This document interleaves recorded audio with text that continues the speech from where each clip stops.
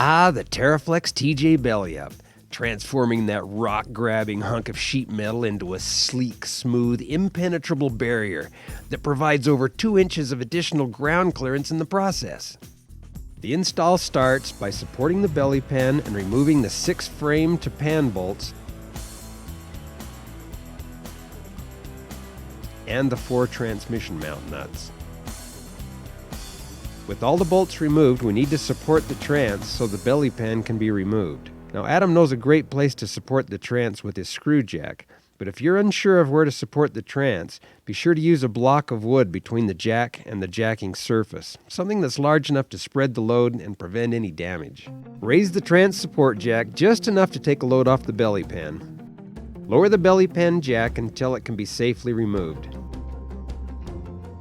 With the belly pan on the floor, remove the 4 transmission bracket bolts and lift the bracket from its scunge-filled home.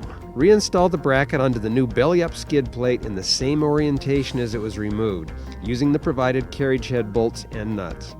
Go ahead and tighten them up. Man, that looks good on there. Try not to get hurt, but lift the new skid plate up onto the jack and raise it up into place.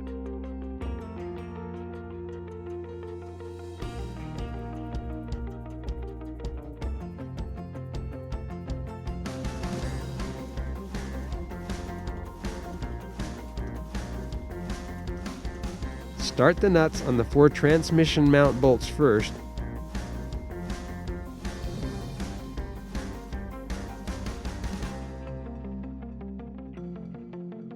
Then start the 6 belly pan frame bolts. Now you may need to encourage the belly pan into position to start the bolts.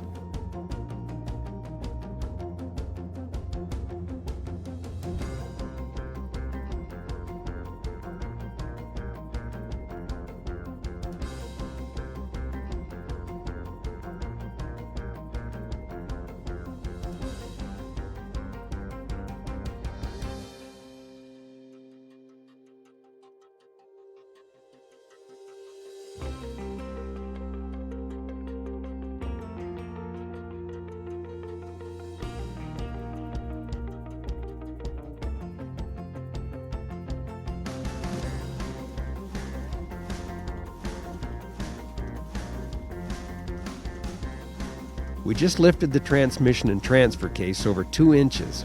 That's the good news. Now the bad news is that we also increased our rear driveline angle just by lifting that transmission transfer case.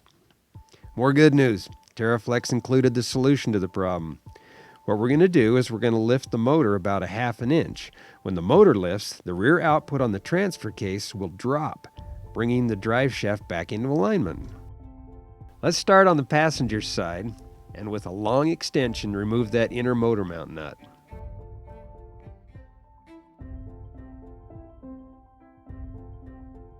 By using the force, you'll be able to access that upper motor mount bolt from the top. Yeah, that looks easier than it is.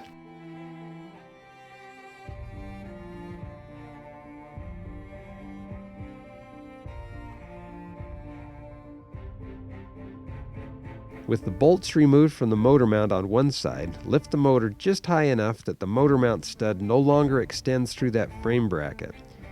Now again, Adam's jack fits nicely on that pan flange, but don't be afraid to use a block of wood to prevent pan damage. We need the hole in the bracket to be clear so we can enlarge the hole with a deburring tool to accept that new shoulder nut.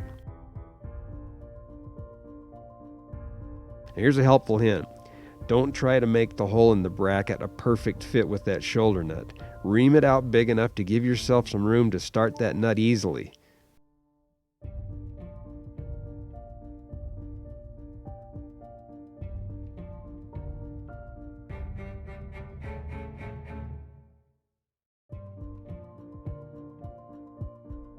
The motor mount spacer has a convenient slot cut in one end.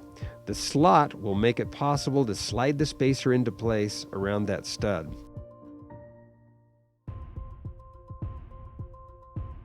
With the spacer in place, lower the motor just enough to start the shoulder nut on the stud.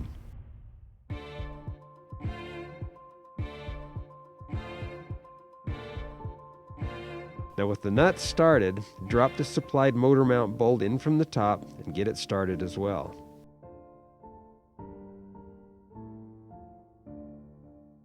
Completely lower the motor and tighten both bolts.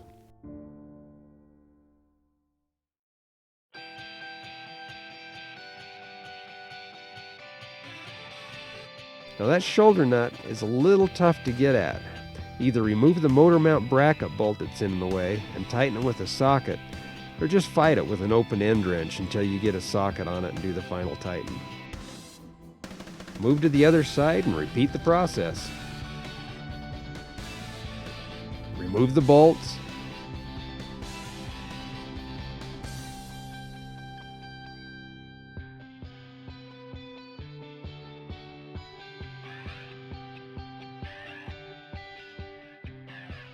Jack it up. Remount the hole. Slide in that lift spacer.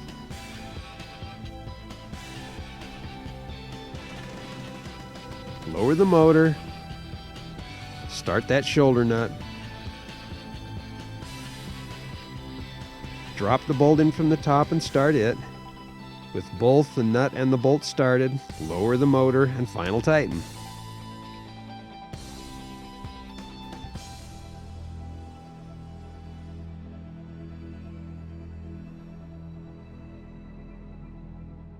Now just a couple of things to watch for once you've got it all together. Make sure that the cooling fan clears the shroud. If it hits, just simply slot those shroud mounting holes with a little die grinder or deburring tool and lower the fan just enough to clear. One other thing, just check your transfer case linkage for proper alignment. If you've got a body lift, you should be in good shape. If you don't, you ought to get one. It really complements the BellyUp.